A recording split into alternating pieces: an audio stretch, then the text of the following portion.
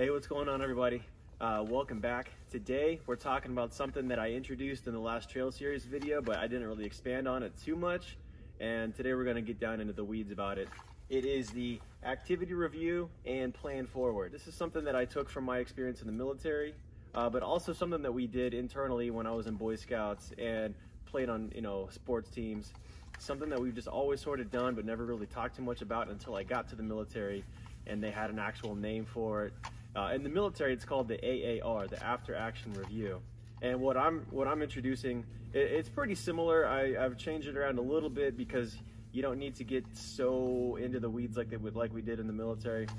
And we're calling it the ARF, the Activity Review and Plan Forward. Now, the ARF, much like the AAR from which it is derived, it's a fairly simple, straightforward process. It's something that everybody should be doing, but it doesn't always happen.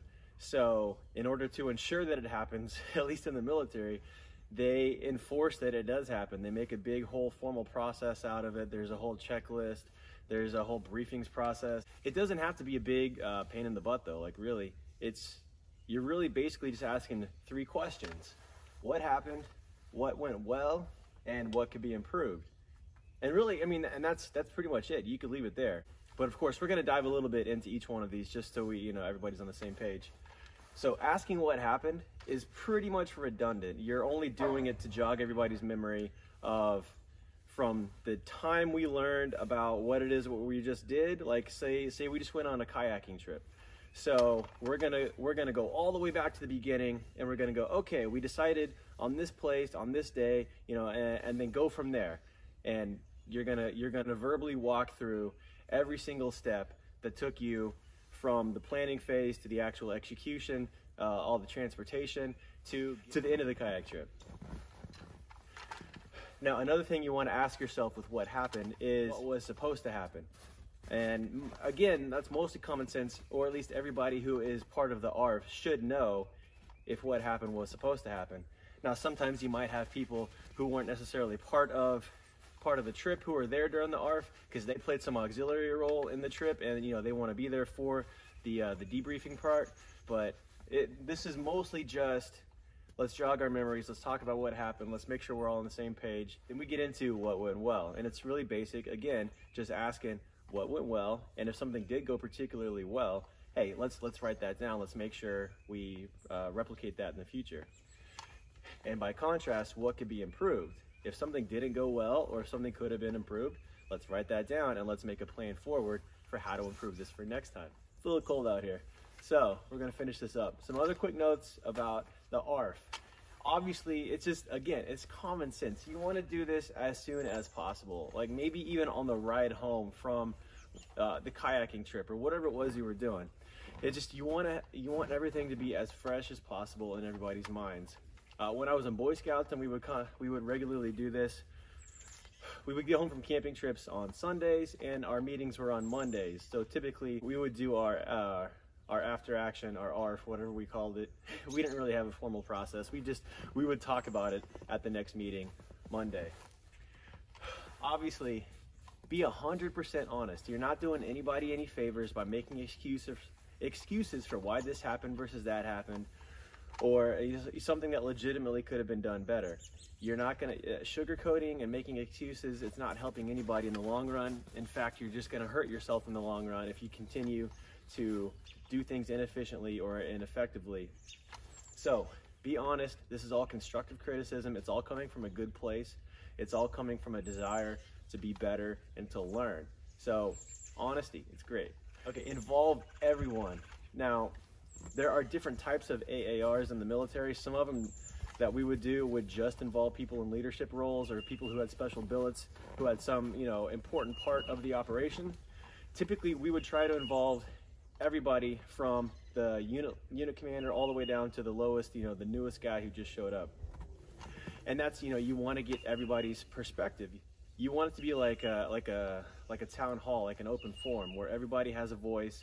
Nobody should be afraid to voice a concern or give props to somebody. One of the issues I had when I became a scout leader was our activity reviews typically would only involve the scoutmasters and the parents who were on the camping trip. Very rarely would they involve the scouts. Sometimes we would bring in the patrol leaders, the senior patrol leader, the scouts themselves who had leadership positions. But usually it just seemed like we were talking with the other adults. Then any issues that we had just continued on to the next camping trip and the next camping trip. And it took a long time for a lot of these things to get smoothed out because we weren't having everybody participate in the ARF. Real quick, formal versus informal.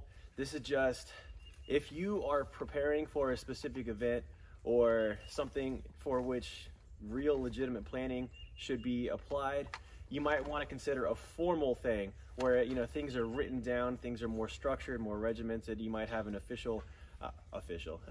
facilitator, somebody who's gonna make the whole thing happen, moderate for you. Typically everything you're gonna do is gonna be pretty informal, like on the drive home or at the next time you get together, or, you know, maybe even over a phone call or text message. You know, this is a pretty informal thing. It's all common sense. It's all coming from just a place of, hey, what can we do better next time? What didn't go so well? Now, when I was in Scouts, there were some times where we would do winter camp. Every December was a week-long camping trip, and it was winter camp. So the month before that, for the camping trip we would do in November, was called winter prep, and that would give the boys a chance to try out their new winter boots or this new tent they have, or maybe a method that they want to try out for keeping warm whenever it's lower stakes, whenever it's a 2-day camp versus a week-long camp. So for that, you might do a formal ARF. But typically this is always going to be an informal process. Okay, last thing real quick, facilitator notes. Now, just like with everything you do, there should be one person who is agreed upon who is in charge. Whether it is somebody who has an official leadership title within your organization, if it's a scout troop, if you're the scout master, or if you're one of the senior patrol leaders, you know, whoever it is, if you're just a family, if you're one of the parents, you know, somebody should be in charge of the ARF. Just making sure things are going smoothly. You're facilitating, right? So a big thing with that is to remain unbiased. Again, this is a learning process, and you're not supposed to be taking anybody's sides. If you're the facilitator, you're remaining unbiased. You're just listening to what people have to say. You're taking everybody seriously, again, from the newest scout or from the youngest member of your family all the way up to whoever, you know, anybody. You want to ask open-ended questions, and that's important for communication in all manners. But especially, you know, for something like this where you're trying to get good information to use next time, you want to ask open-ended questions, not just did this work? Yes. Did that work? No. Did this work? Yeah. You know, you want to ask why. You want to get first-hand perspectives of people, why something worked, why something didn't work, why maybe we should do this better next time, camp at that spot next time. You want to talk to everybody and get everybody's perspective. Sometimes as a facilitator, you might also find yourself as a mediator. And hopefully it doesn't really come to that, but sometimes emotions can run high if something didn't go well, if somebody felt personally attacked in some way, if a piece of gear was broken or lost. You know, sometimes emotions can run a little high, and the facilitator might need to step in as a mediator. Remember, everything is to be kept professional, friendly. This is a learning experience. This is not anybody's chance to level personal attacks at anybody or dump on anybody, insult anybody. This is all a learning experience. We're all friends. We're all keeping it professional. We're not blaming anybody for anything necessarily. This is for the benefit of everybody. Also, as a facilitator, again, the facilitator is probably going to be whoever is in the leadership position of that group, but it's important to encourage outside the box thinking and listen to people's suggestions that aren't your own. Like if you're a scoutmaster, go ahead and listen to the suggestions of the scouts. You know, a 12-year-old might have a good idea or might see something that you're not seeing. My kids are always, well, not always because I'm the man, but my kids are regularly offering me suggestions and giving me perspectives that I didn't see myself, that maybe I couldn't have seen because I'm not a 7, 8, 9-year-old. Or, you know, just with my years of experience in this or that, I'm just so used to thinking of things in this way, I'm not even thinking about it, how somebody who's looking at it with a fresh set of eyes might approach a situation. For the things that didn't go well, you wanna talk to the people who were involved in those decisions or in, you know, whatever did not go well. Ask why they did what they did. Again, there's no blaming. We're not trying to point fingers at anybody, or we're not trying to make anybody, you know, feel down.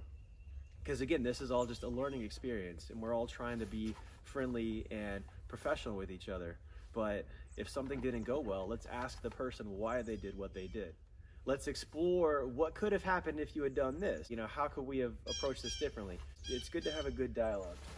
Okay, so at the end of everything, as the facilitator, you should have been taking notes, right? All right, so as a facilitator, you're taking notes, so that way you can summarize everything and rehash everything. So again, go back from the beginning and from the note, going off your notes. Okay, this is what went well. This is what did not go so well.